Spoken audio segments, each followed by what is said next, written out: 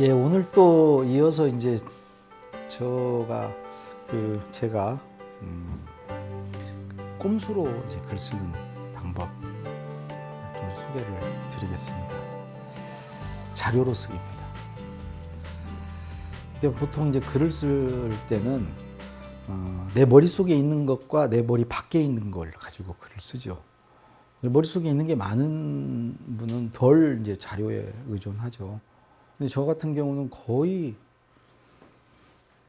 90% 가까이 이제 자료에 의존을 합니다. 자료를 보지 않으면 글을 쓸 수가 없어요. 근데 제가 주장하고 싶은 건 이런 거예요. 맨 땅에 헤딩이 되냐? 진공 상태에서 자기 생각이 만들어질 수 있냐? 누구나 기존에 있던 거에 영향을 받건 그 토대 위에서 자기 걸 만들어가는 거지. 그냥 아무것도 없는 상태에서 과연 그야말로 창조가 가능한 건가? 하나님 말고 창조할 수 있는가? 우리가 뭐 독창적이다, 창의적이다? 이건 창조는 아니죠. 그래서 우리가 뭔가를 새로운 걸 만들어내는 방법은 없던 걸 만드는 방법이 하나 있고, 근데 이건 불가능. 저는 불가능. 다른 하나의 방법은 있는 거를 다르게 만드는 거죠. 있는 거를 다르게 만드는 방식으로 새로운 걸 만들 수 있다. 저는 이제 그걸 쓴다는 거죠. 저는 지금은 이제 또 다른 방법을 쓰지만 한때는 글을 쓰기 전에 좀 칼럼을 읽었어요. 내가 써야 될 주제와 관련된 칼럼. 어떨 때는 막 관련 칼럼을 100개도 읽고 그랬어요. 제가 이제 그 자료를 보면서 자료에서 제가 구하는 거, 찾는 거는 이런 것들이에요. 첫 번째, 첫 문장과 마무리 문장을 뭘로 할까? 시작을 어떻게 하고 매듭을 어떻게 질까를 다른 글을 보면서 참고하는 거. 그게 첫 번째. 두 번째는 지식과 정보를 찾죠. 그 다른 사람 글에 있는 내 글을 쓰는데 필요한 지식과 정보. 세 번째는 내가 글을 쓸 때 보면은 뭔가 내가 결론을 내야 되는데 그때 필요한 어떤 대안, 해법 이런 게 필요하죠. 내가 어떤 해법을 제시하거나 대안을 제시해야 되거든요. 그런 걸 찾아요. 그리고 네 번째로 찾는 것은 좋은 문장입니다. 어떤 글을 칼럼이나 이런 걸 읽다 보면 이건 참 멋있는 문장이다. 그런 문장을 가져와서 소위 패러디를 하는 거죠. 내용을 내 걸로 바꿔서 그걸 리라이팅이라고도 하죠. 패러프레이징이라고도 해요. 그거 찾아보세요.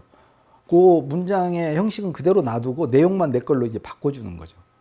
그 다음에 찾는 게 이게 이제 진짜인데 내 생각을 찾습니다. 남의 생각을 읽으면서 나의 어떤 관점, 시각을 만들어요. 여러분도 남의 글을 읽다 보면 내 생각이 이게 떠올라요. 저는 그 과정이 어떤 식으로 그 생각이 만들어지는지는 잘 모르겠어요.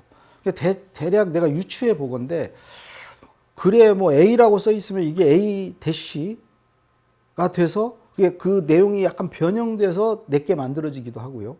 그보다 좀 더 나은 게 A 더하기 B가 돼가지고 어떤 게 결합이 돼서 물리적으로 이렇게 결합이 돼서 내게 만들어지기도 하고요. 더 나은 생각은 A 곱하기 B예요. 이건 화학적 융합이에요. 그래서 AB가 만들어져요. A 플러스 B보다는 더 내 거에 가까워요. 근데 그보다 더 나은 것은 C가 만들어지는 거예요. 이건 좀 생물학적인 창조에 가까워요. 전혀 다른 C라는 생각이 만들어지게 돼요. 근데 이런 과정이 자료를 읽으면서 제 생각이 만들어진다는 거죠.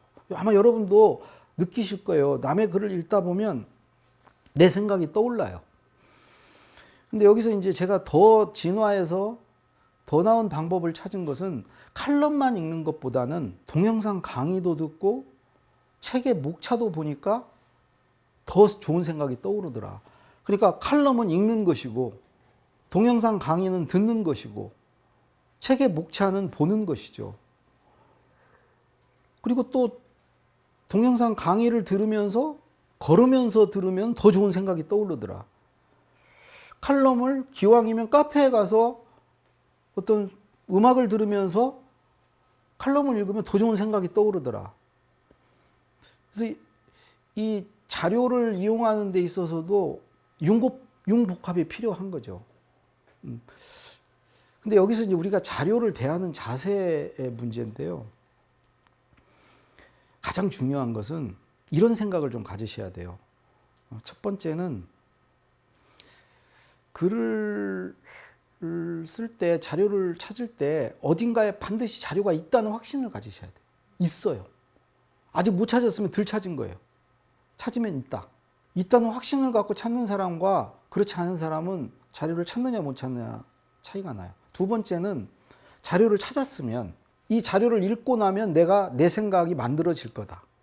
이 자료 안에 답이 있다. 이 또 확신이 필요해요. 그런 확신을 가진 사람은 뚫어져라 봐요. 대충 보지 않아요. 아주 그냥 간절하게 보는 거죠. 그리고 세 번째는 자료를 제가 양으로 처음에는 아까 뭐 칼럼을 막 100개를 읽고 그랬는데 양으로 승부해서 될 일이 아니에요. 양으로 많이 보면은 인용할 거리는 좀 찾을 수 있어요. 양을 늘릴수록 인용할 거리. 예를 들어서 뭐 통계라든가 어떤 이론이라든가 누구의 말이라든가 이런 것들은 찾을 확률이 높아요. 근데 그 인용은 요즘 시대는 검색하면 돼요. 내가 자료에서 구하는 건 내 생각이라고요. 근데 내 생각은 자료를 많이 본다고 내 생각이 많이 떠오르는 건 아니에요. 예를 들어 칼럼 100개를 뽑아서 봐도 처음 10개 때는 생각이 막 떠올라요. 근데 20개, 30개로 넘어갈수록 아무 생각을 안 해요. 그냥 읽고 앉아 있어요. 그게 이제 양으로 승부하려고 하지 마라. 양 욕심내지 마라. 우리 학교 다닐 때 막 이 무슨 시험 앞두고 있으면 막 도서관 가서 책 빌리고 막 서점 가서 책 사고 남의 노트 빌리고 한 사람 주나 별로 시험 잘 본 사람 못 봤어요. 자기가 노트 필기 한 거 그걸 뚫어져라 보는 사람. 이 안에 답이 있다. 여기서 뭔가를 찾아낸다. 이런 마음으로 보는 사람이 잘 보지 그냥 막 파랑새를 찾아서 부천을 헤매다가 결국은 네 명을 책 사고 책 빌리고 하는데 시간 다 쓰고 전날 밤에 이제 밤새매요. 그 책 하나도 안 봅니다. 빌려놓은 책 안 봐요. 그러니까 결국 양으로 이제 승부하지 마라. 이게 결국은 자료에서 뭔가를 찾고자 하는 그런 간절함인데 제가 이제 일화를 하나 소개해드리면 대학 입시 그 당시 학력고사였는데요. 학력고사를 앞두고 이제 공부를 안 했어요. 근데 학력고사는 잘 보고 싶어요. 그래서 생각나는 게 이거예요. 선생님들이 학력고사 문제를 세상에 없던 문제를 낼 수 있을까? 문제를 창조할 수 있을까? 불가능하다, 인간은. 어딘가에 있는 문제를 이렇게 꼬거나 어떻게 뭔가 이렇게 비틀거나 결합하거나 변형하거나 결국 그럴 거다. 창조하지 못한다. 기존 글의 모방일 거다. 그러면 그 기존 문제. 그럼 기존 문제를 내가 다 풀어버리면 100점 맞겠네? 이런 생각이 드는 거예요. 그 시중에 있는 모의고사 문제를 샀어요. 그 당시만 해도 그렇게 많지 않았어요. 지금은 뭐 엄청나죠. 근데 그 당시에 봉투에 들어있는 모의고사 문제가 한 쉬운 몇 개 있더라고요. 근데 그걸 딱 사다 놓고 제가 이런 마음을 먹었어요. 이 안에 학력고사 문제가 유출이 됐다. 근데 이게 56배수로 유출이 됐다. 이 안에 어딘가에 학력고사 문제가 있다. 근데 내가 지금 학력고사 문제를 입수한 거야. 아니 학력고사 문제를 입수한 사람이 내가 입수했다고 말 못하잖아요. 나 혼자 답을 찾아야 되잖아요. 그래서 그 답을 누구한테 얘기 않고 내가 찾아야 된다. 그런 마음으로 그 문제를 봤어요. 아니 그 문제 보면서 거기에 어떤 문제가 실제로 나올지를 모르는데 대충 넘어가겠어요? 눈을 뚫어져라 보죠. 한 문제도 그냥 넘기지 않죠. 그게 나올 수 있으니까. 그래서 하나하나 실제로 나왔을 때 내가 풀 수 있는 상태로 만들기 위해서 이제 문제를 봤죠. 그리고 나서 실제로 시험장에 갔는데 본 시험을 또 보는 것 같아요. 언젠가 기시감이 있는 거야. 한번 본 시험인 것 같은 거야. 저는 이게 우리가 자료를 대하는 어떤 자세여야 된다고 생각해요. 자료 백날 봐도요, 우리 텔레비 볼 때 뒤로 이렇게 제끼고 앉아가지고 이렇게 보면 아무것도 못 구해요. 텔레비 앞에 딱 가가지고 이렇게 봐야, 부릅뜨고 봐야 보이는 거죠. 또 하나 자료를 제가 찾으면서 느끼는 거는, 예를 들어서 양을 만약에 많이 하려면 중간에 쉬어야 돼요. 다시 새로운 심기일전에서 자료를 봐야 돼.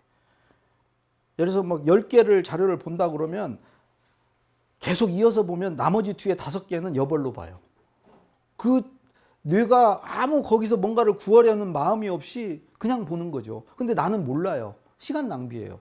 한 5개 봤으면 다른 일 하다 와서 다시 새로운 마음으로 자료 보기, 다시 마음을 다잡고 이렇게 봐야 되는 거죠. 그런 자세로 자료에서 이제 그런 것들을 구하면서 저는 보는데요. 여기서 이제 또 하나 내가 이제 쓸 내용, 글감이나 어떤 그런 측면에서 이제 자료를 활용하기도 하지만, 다른 하나는 일종의 자료를 어떤 모방의 대상으로, 제가 이게 무슨 얘기냐면, 대통령의 글을 쓸 때는 대통령 글을 쓰기 전에 기존의 대통령의 연설이라든가 이런 걸 듣고 이제 그거에 맞춰서 그 호흡으로 이제 글을 쓴단 말이죠. 글을 잘 쓰는 방법 중에 하나는 거인의 어깨 위에 올라타라.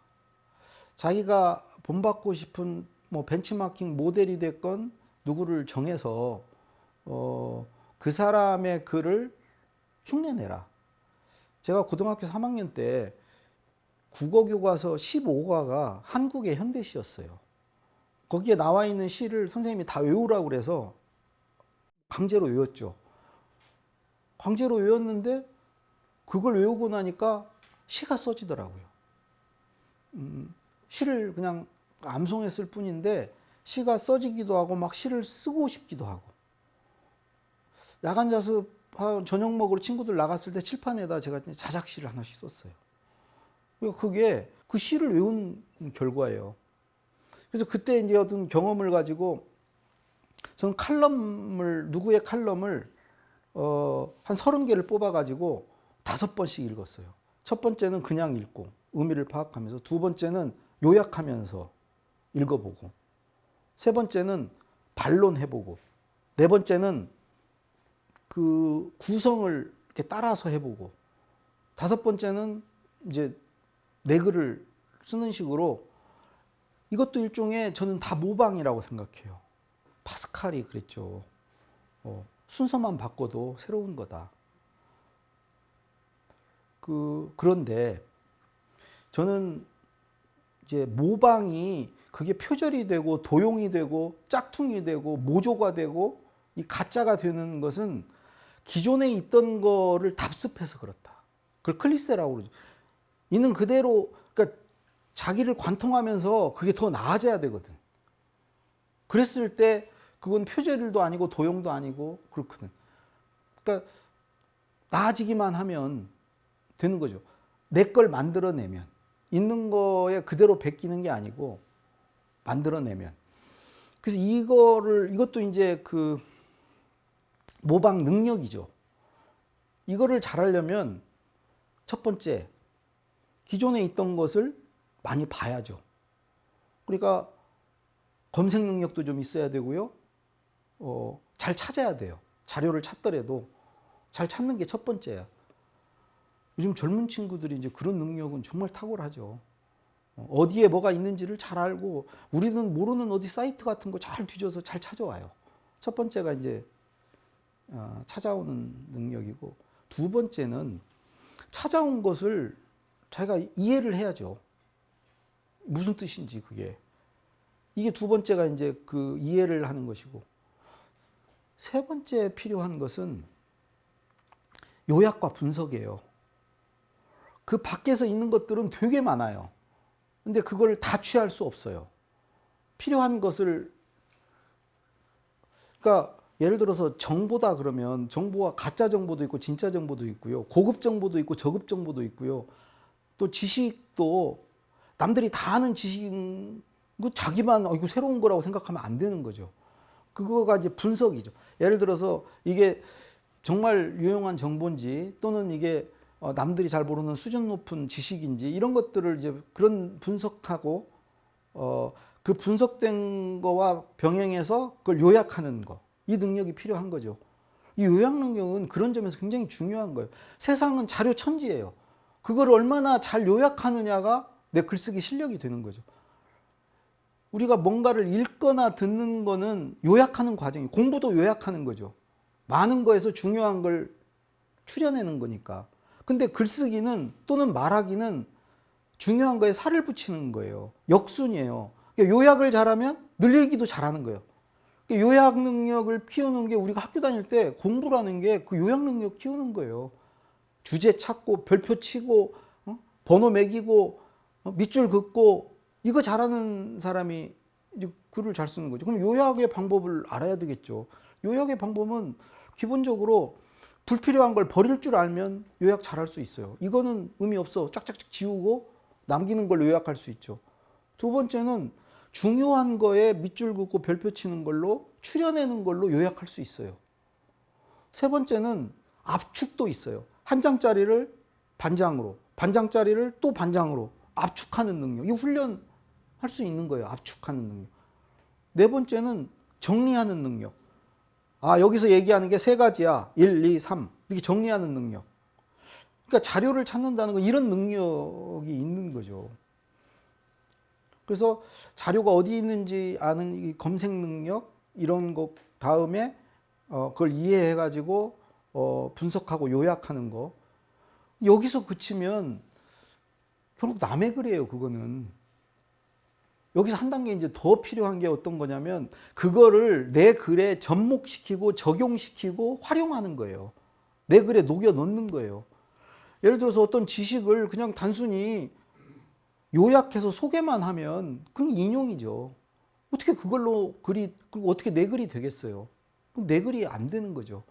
그거를 자기화해야죠. 내가 지금 쓰고 있는 주제에 녹여 넣어야 되는 거죠. 그렇게 적용시키고 접목시키는 것까지 가야. 그래서 뭐 거기서 이제 더 나가면은 뭐 내 고유의 어떤 내 독창적인 내 생각으로 발전해서 쓰면은 그야말로 그건 새로운 창조죠. 그래서 그거를 사실 모방을 두려워할 필요도 없고 모방을 나는 적극적으로 해야 된다. 우리가 문학이라는 게 사실은 모방에서 출발한 거 아닙니까? 그래서 그게 필요하다는 거고, 그래서 우리가 이제 그 모방을 일상화하는 게 전 독서라고 생각해요. 적어도 글쓰기에 있어서 모방을 평상시에 계속 하는 게 독서죠. 독서를 하면 남의 글을 이렇게 읽으면 아, 글이 이렇게 쓰는 거구나. 아, 좋은 글은 이런 거구나. 또 이런 걸 보면서 이제 남의 글을 보면서 아, 나도 이런 글을 쓰고 싶다. 이런 마음이 드는 거죠. 그래서 독서를 계속하면 이런 모방 능력도 키워지고 심지어 이제 공감 능력도 키워져요. 작중 인물에 내가 감정이 전이가 되거나 뭐 역지사지가 돼서 막 이렇게 돼가지고 내 공감 능력도 키워지고 그러는 건데, 저는 이제 독서를 많이 못했는데 글을 쓰기 위해서 글을 쓰기 위한 독서를 이렇게 나중에 글쓰기가 필요해서 이제 좀 집중적으로 했어요. 근데 그런 것들은 이런 거예요. 1번 목차 보는 거. 지난번에 언제 얘기했는데 목차 보는 거. 2번 한 꼭지 글을 읽으면 반드시 내 생각을 챙긴다는 거. 이게 무슨 내용이었지? 아, 이런 내용이지. 내 생각과 비교해보고 이런 걸 하면서 내 생각을 챙기죠. 그리고 챙긴 것을 메모하고 메모한 걸 써먹고, 그리고 글을 읽을 때 저는 그 글의 구조를 유심히 봐요. 또 글에서 쓴 어휘 중에 눈에 띄는 거 이런 것들을 봐요. 아, 요 단어는 나도 내 글에 한번 써먹어야 돼. 근데 대부분 독서를 할 때 그냥 읽죠. 그럼 내용을 이해를 하고 뭐 감동을 받을 수도 있고 누구한테 나 이런 책 읽었다고 자랑할 수도 있고 또는 뭐 시험 공부하는 사람이면 그걸 가지고 시험을 잘 볼 수도 있지만, 독서의 의미가 참 많지만 글을 잘 쓰는 위한 독서는 안 된다. 그러니까 그 저자라든가 그 글의 작가를 모방하는 읽기가 되어야, 독서가 되어야 글을 잘 쓸 수 있다. 그래서 읽기도 이제 저는 이제 그렇게 해야 된다고 생각을 하고요. 저는 심지어 남의 생각도 모방합니다. 모방하는 방법 간단해요. 제가 직장 다닐 때 뭐 회의를 하자 그러면 저는 생각이 없어요. 뭔 회의를 해? 근데 이제 원래 직장은요, 거의 회의가 절반이에요. 그 윗분은 그냥 회의로 날로 먹죠.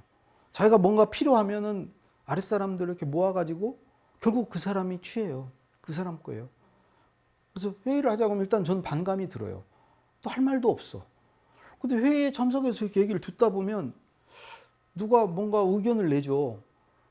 근데 계속 채택이 돼. 좋은 아이디어래. 근데 저거 별거 아닌데?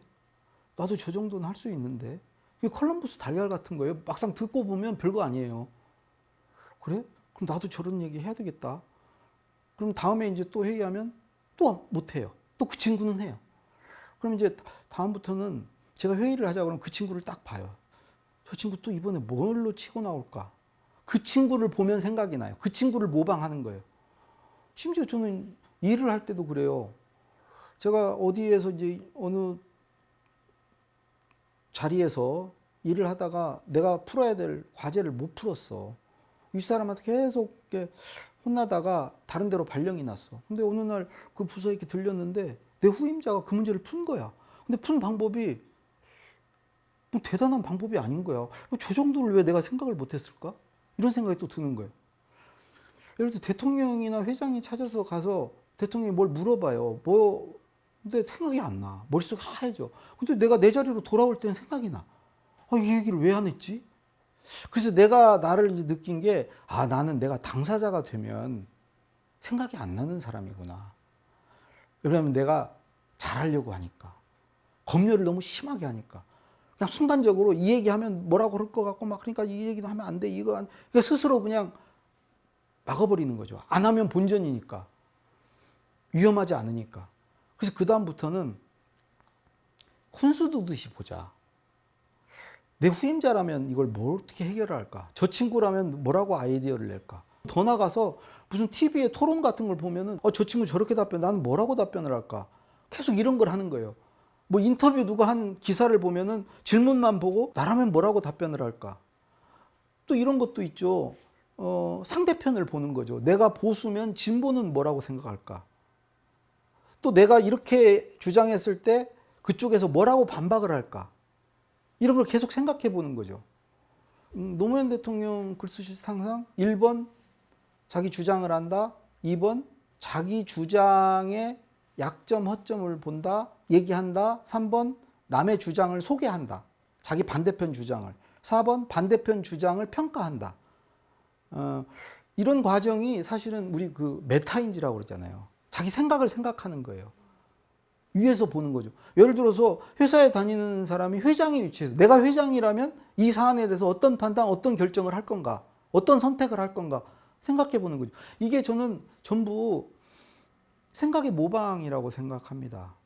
저 같은 경우는 내 안에 무슨 제가 생각을 갖고 있지 않기 때문에 누군가의 생각을 빌어서 누군가의 생각에 의지해서 내 생각을 만드는 거죠. 내가 바둑 둘 때는 안 보이는데 옆에서 보는 사람은 수가 딱 보인다고요.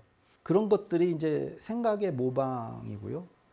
그 다음에 이제 아까 자료 찾을 때도 그 자료를 통해서 내 글감을 찾아내는 것들 중에 모방이고, 또 하나 제가 말씀드린 게 이런 거죠. 문체라든가 이걸 이제 모방하는 거죠. 심지어 책도요 모방으로 쓸 수 있습니다.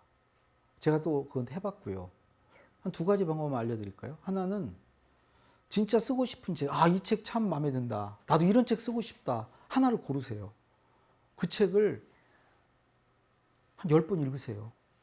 아주 씹어 먹는다는 생각으로 한 읽어보세요. 그러면요, 한 10번 읽으면 그 책의 저자의 문체를 담게 돼요. 그 다음에 그 책의 목차를 그대로 흉내내서, 물론 내용은 다 내 내용으로 바꾸는 거죠. 그 저자가 몰라요. 그 뭐 도용도 아니고 카피도 아니에요.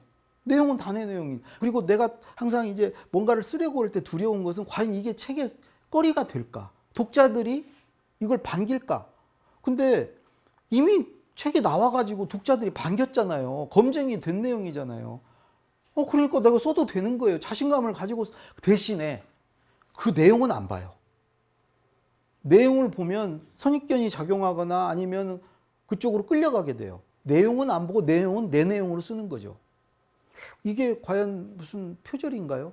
도용인가요? 저는 아니라고 생각해요. 그걸 봐야 저는 생각이 나니까, 그래서 남의 글에 얹혀서 기대서 자기 글을 쓰면 된다. 이게 아주 기본적인 자료 찾기부터 시작해서 책 쓰기에 이르기까지 이런 말씀을 드려도 되는지 모르겠는데, 어쨌든 저는 그렇게 모방으로 쓴다. 그래서 오늘 말씀을 드렸습니다. 감사합니다.